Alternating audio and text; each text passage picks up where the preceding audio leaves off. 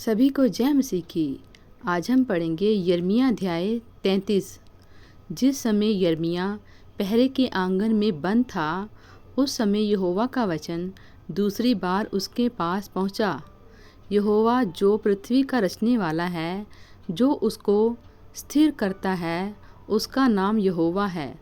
वह यह कहता है, मुझसे प्रार्थना कर और मैं तेरी सुनकर तुझे बड़ी बड़ी और कठिन बातें बताऊंगा, जिन्हें तू अभी नहीं समझता। क्योंकि इज़राइल का परमेश्वर यहोवा इस नगर के घरों और यहूदा के राजाओं के भवनों के विषय में, जो इसलिए गिराए जाते हैं कि दमदमों और तलवार के साथ सुभीते से लड़ सकें, यूँ कहता है, कसदियों से युद्ध करने को वे लोग आते तो हैं, परंतु मैं क्रोध और जलजलाहट में आकर उनको मरवाऊंगा और उनकी लोथें उसी स्थान में भर दूंगा। क्योंकि उनकी दुष्टता के कारण मैंने इस नगर से मुख फेर लिया है। देख, मैं इस नगर का इलाज करके इसके निवासियों चंगा करूंगा और उन पर पूरी शांति और सच्चाई प्रकट करूंगा। मैं यहूदा और इज़राइलियों के बंधुओं को लौटा ले आऊँगा और उन्हें पहले की नाई बसाऊँगा। मैं उनको उनके सारे अधर्म और पाप के काम से शुद्ध करूँगा, जो उन्होंने मेरे विरुद्ध किए हैं। और उन्होंने जितने अधर्म और अपराध के काम मेरे विरुद्ध किए हैं, उन सब को मैं क्षमा करूँगा। क्योंकि वे वह सब भलाई के काम सुनेंगे जो मैं उनके लिए करूँगा, और वे सब कल्याण और शांति की चर्चा सुनकर जो मैं उनको करूँगा डरेंगे और थरथराएंगे। वे पृथ्वी की उन जातियों की दृष्टि में मेरे लिए हर्षाने वाले और स्तुति और शोभा का कारण हो जाएंगे। यहोवा यूँ कहता है, वह स्थान जिसके विषय तुम लोग कहते हो कि यह तो उजाड़ हो गया है, इसमें ना तो मनुष्य रह गया और ना पशु, अर्थात यहूदा देश के नगर और यरूशलेम की सड़कें, जो ऐसी सुनसान पड़ी हैं कि उनमें ना तो कोई मनुष्य रहता है और ना कोई पशु। इन्हीं में हर्ष और आनंद का शब्द, दूल्हे दुल्हन का शब्द और इस बात के कहने वालों का शब्द फिर सुनाई पड़ेगा कि सेनाओं के यहोवा का धन्यवाद करो, क्योंकि यहोवा भला है और उसकी करुणा सदा की है। और यहोवा के भवन में धन्यवाद बलि लाने वालों का भी शब्द सुनाई देगा। क्योंकि मैं इस देश की दशा पहले की नाई ज्यों की त्यों कर दूंगा। यहोवा का यही वचन है।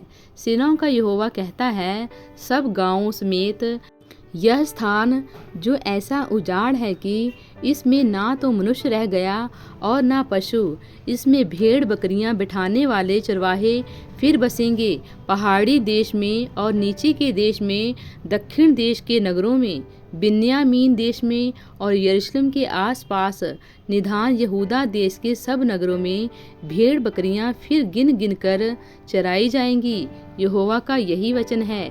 यहोवा की यह भी वाणी है, देख, ऐसे दिन आने वाले हैं कि कल्याण का जो वचन मैंने इज़राइल और यहूदा के घराने के विषय में कहा है, उसे पूरा करूँगा। उन दिनों में और उन समयों में मैं दाऊद के वंश में धर्म की एक ढाल उगाऊंगा और वह इस देश में न्याय और धर्म के काम करेगा। उन दिनों में यहूदा बचा रहेगा और यरूशलेम निडर बसा रहेगा, और उसका नाम यह रखा जाएगा, यथार्थ यहोवा हमारी धार्मिकता।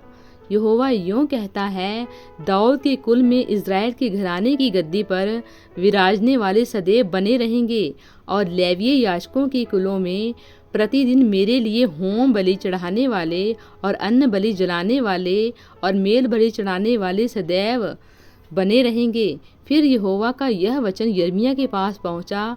यहोवा यूँ कहता है, मैंने दिन और रात के विषय में जो वाचा बांधी है, जब तुम उसको ऐसा तोड़ सको कि दिन और रात अपने अपने समय में ना हो, तब ही जो वाचा मैंने अपने दास दाऊद के संग बांधी है टूट सकेगी, कि तेरे वंश की गद्दी पर विराजने वाले सदैव बने रहेंगे। और मेरी वाचा मेरी सेवा टहल करने वाले लेवीय याजकों के संग बंधी रहेगी।